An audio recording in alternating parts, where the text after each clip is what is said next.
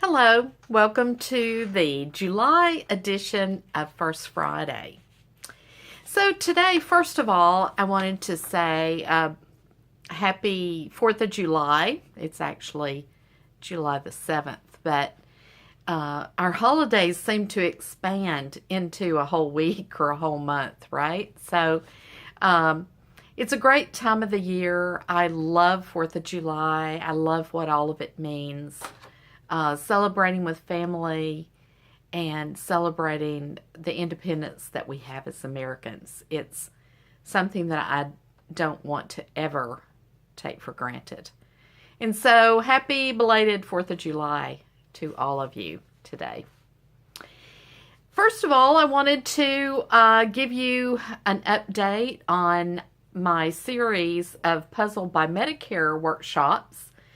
The first one, the one we had in June, was a big success. Had a guest speaker, Lisa Dreer from Dreer Financial Services, and she talked about planning for the future with long-term care insurance, which was very informative. And then I went over all of the ABCDs of Medicare, and so it was very well received. The next one is going to be July the 18th, a Tuesday. Start at 10:30 and go until about 12. And it will be at the Hermitage branch of the Nashville Library, and that's on James K. Lane in Hermitage. So I hope you can join us. Once again, I'll go over all of the parts of Medicare and explain all that, and you're able to ask lots of questions. Invite friends to come along with you. It's a very low-key event. You do not have to RSVP. I won't even take your name. I don't even know the names of the people there unless you introduce yourself to me. So it's a great event, and it's free, and just come out to the Hermitage branch Library there on James K. Lane on July the 18th at 10:30. If you'd like more details, you can leave me a comment below, or you can always email me or give me a call or text me or Facebook message me, whatever you would like to do if you have a question. Or if you can't come to this one, then there will also be one coming up in August as well. We'll repeat the same material. And so it would be great to see some of my friends and some of my customers there on July the 18th. Okay, so what else do we need to talk about? Changes to health insurance. We're still in no man's land. Don't know what's going on. Of course, now it's in the hands of the Senate, and they actually delayed it until after the 4th of July holiday. And so then they've said they're going to pick it up again after that. I think a lot of the problem is around the whole funding issue, and particularly how it pertains to Medicaid, which in Tennessee is TennCare. Now, if you'll remember, the Affordable Care Act expanded Medicaid to a whole group of people who had not had Medicaid before. Now, in Tennessee, we did not expand Medicaid because we were afraid we would get into financial trouble as a state. And as it turned out, that was a good decision, because here we are. And the Senate is trying to decide what they're going to do. A lot of what you hear on the news about so many million people losing their coverage and that sort of thing has to do with people who received coverage due to this expansion to Medicaid. And if that goes away, then of course they would lose their coverage through Medicaid and their low income. Now, they would be able to get a policy through the government marketplace. It's just they would have to pay for it. And the majority of these folks are low income. So that's kind of the problem. And that's not an easy thing to solve because, it depends. There's two ways to look at it. I mean, you can look at it from a financial standpoint, and then you can look at it from a humanitarian standpoint. And so it is a difficult thing, especially once you start giving someone services. It's very difficult to start taking those services away. And so that's problematic. Another thing that I want to mention surrounding the changes to healthcare is there's been a commercial running on TV that really gets me fired up because they show the window and it looks like it's a financial advisor or a tax person or whatever. And so it leads you to believe that that person knows what they're talking about, but they don't. And they sit there and they ask the older couple, okay, you're going to be charged more because it's an age tax. Well, there is no age tax. The House version, which the Senate may or may not accept, did have a higher increase in the rates as you got older than the Affordable Care Act did, which, I'm older too, and I'm not crazy about that either. But older people do use more services. They do have more claims, and so that's part of it. Making this thing support itself. Because if the whole healthcare system does not support itself, then it can't survive. And that's kind of where we're at now. So that's one thing that this commercial says. It says it's an age tax, which is not correct. And then the other thing, the supposed expert asked the man, do you have any health conditions? And he says, well, I have asthma. And he says, oh, well, get ready, you're going to pay a whole lot more. Well, there's no suggestion of a bill that would charge more if you had asthma, for instance, or any other pre-existing condition at this moment. None of the bills that have been suggested have that in there. What makes me mad about it is it's a scare tactic using untrue information to scare the population into calling their congressman and getting them to vote the way this particular ad wants them to vote. And I feel like you put correct information out there and then you let everyone else decide how they feel about it, right or wrong. And that's what we are as Americans, right? You have the freedom to choose. And so that's what I think it should be. But yeah, they do it anyway. Okay, must be effective because they do it. All right, the next thing I wanted to talk about was I've had 2 calls in the last couple of weeks from people who are turning 65 in December. And they're already getting a lot of phone calls, a lot of mail, and they start getting nervous. And so I wanted to kind of talk about that a little bit too. If you're one of those people that are turning 65, or if you have a parent who is turning 65 soon, then it can be, all of a sudden you get flooded with this stuff and you think, oh goodness, maybe I should be doing something. So let me explain. When you turn 65, you have 7 months to enroll in Medicare.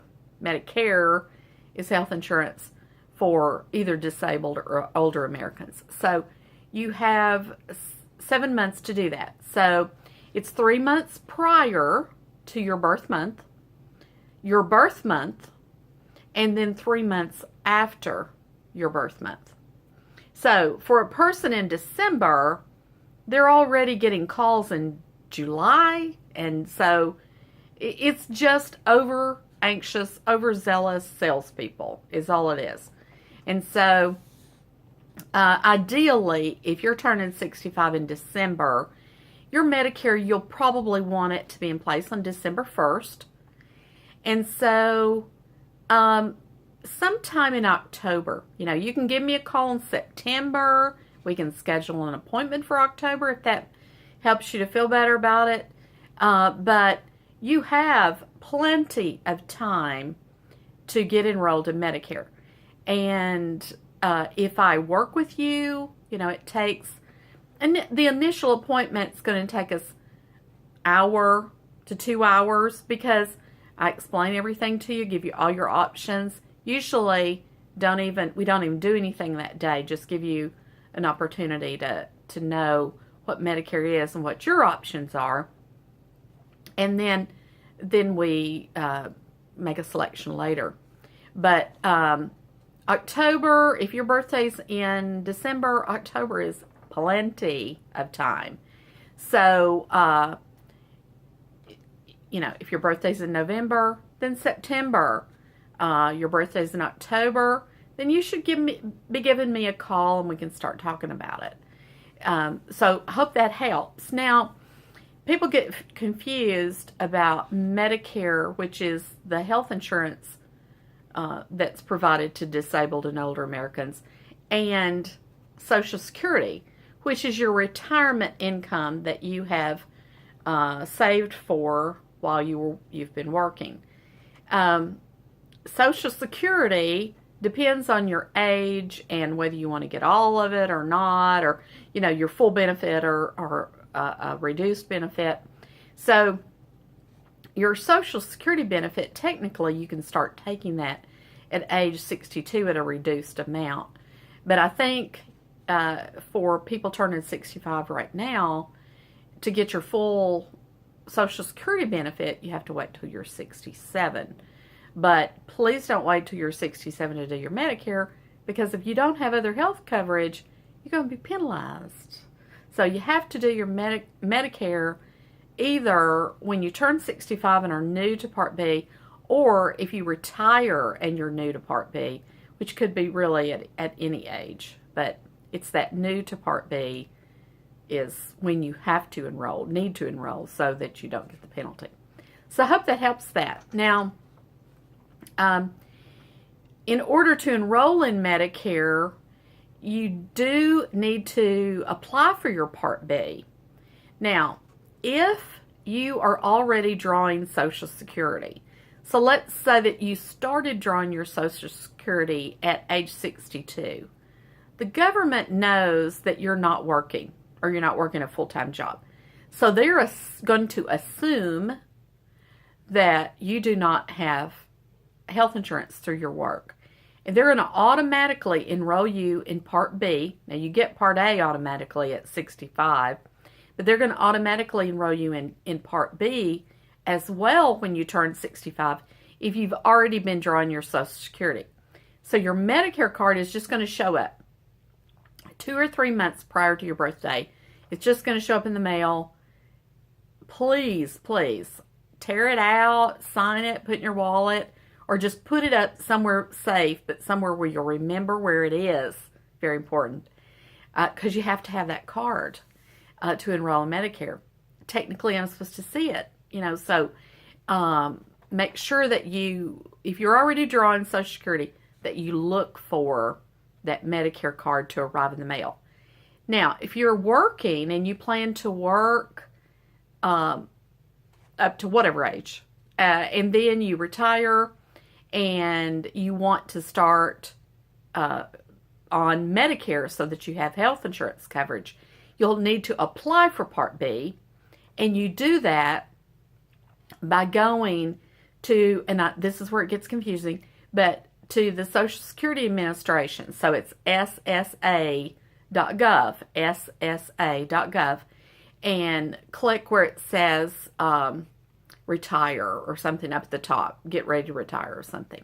And then just follow the questions. You have to create a login and all that kind of stuff, and it's very secure. But you need to do that at least 2 or 3 months prior to whenever you're going to retire and need to enroll in Medicare, because you have to, it takes the government a long time to get things done. So go ahead and do that. Apply for Part B when when you're going to retire. super duper important to do that.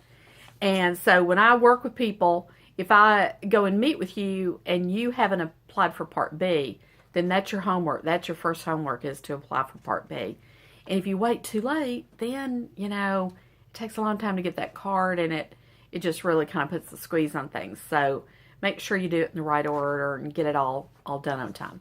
Now, I would love to be able to tell you that once you enroll in Medicare, the phone calls will stop and the mail will stop. But unfortunately, it won't. Because a lot of the mail and all of the phone calls are coming from people who are salespeople who are trying to sell you something. And particularly the phone calls are coming from people trying to sell you Medicare supplements, because technically that's the only thing they can legally call you about. I cannot call a person turning 65 because I am held to a higher standard because I do Medicare Advantage and Part D drug plans. And so because of that, I can't call you. But people who just sell Medicare supplements, they can call you, and they will call you. So just tell them you're working with an agent. Thank you very much, working with an agent. Goodbye. And you're not being rude. You're just being honest, and saves them more time to call people who want to talk to them, who don't already have an agent. So keep that in mind. The mail, you're just on a list. We're all on a list of some kind that can be purchased, and they know when you're turning 65, they being health insurance companies and agents can buy lists. I don't do that because I feel like word of mouth is better than just mailing out a list to a bunch of random names. But a lot of people do that, and so you'll continue to get the mail. Please, please, please, if you plan to work with me, do not return any of that mail, and do not go online and fill out anything, because if you do, you're giving an agent permission to call you or contact you or show up your door, and you don't want that unless you call me and ask me to show up at your door, which I'll be glad to do. Okay, let's see. What else did we want to talk about today? Okay, so the last thing I wanted to remind you of open enrollment, which is coming up for Medicare, is October 15th to December 7th. And that is for folks on Medicare. And that will be your open enrollment period. We can start talking about plans on October 1st, but technically I can't enroll you until October 15th if you want to change something. Now, my opinion is it's always good to review, especially your drug plans, because something may have changed. There are going to be some changes, I know already, to some of the plans, some of the counties that they cover, and maybe some rate changes, which is exciting, some benefit changes, some things like that. So I'll keep you advised about that. And then if you're not too keen on the plan you currently have and you want to look at something different, just give me a call or leave me a comment below, and I'll be glad to contact you about that. Now, the under 65 market is still in a crazy limbo. There will be open enrollment. It will only be November 1st to December 7th, and so it's going to be crazy. At this point, don't know much about it. At this point, all I know is Cigna's still going to be there for Middle Tennessee. We think Blue Cross is going to re-enter the market for Knoxville and that area, but still not for Nashville.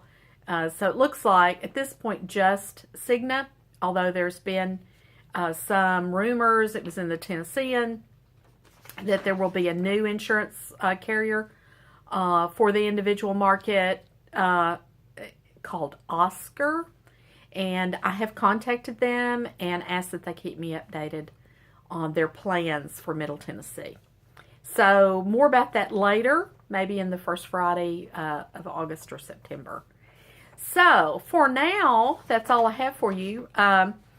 This is typically my slow period, but if you follow me on Facebook, you know I've already been to some classes, and healthcare is wanting me to get my certification done by July the 15th, and since this is July 7th, not looking like it's going to happen. Typically, I do my recertifications to be able to sell Medicare Advantage and the drug plans. And then I have to do recertifications with all the different companies that I represent as well. And so I usually do that in August into September. And then any meetings and things that they have in September, I'm ready to go. And then by October, I have all my materials, new plan designs and all that, and we're ready to hit the ground running. So I hope you're having a fabulous summer. I know I am. My daughter and grandkids have been here with me this week, and my son-in-law. And so that's been a treat for me. And the grand dog, sorry, left him out. And so I hope you're having fun as well, spending some vacation time and time with family and just enjoying summer, because we're already talking about fall, and you know what that means, cooler weather. So until next time, this is Wanda Holt, First Friday, July edition.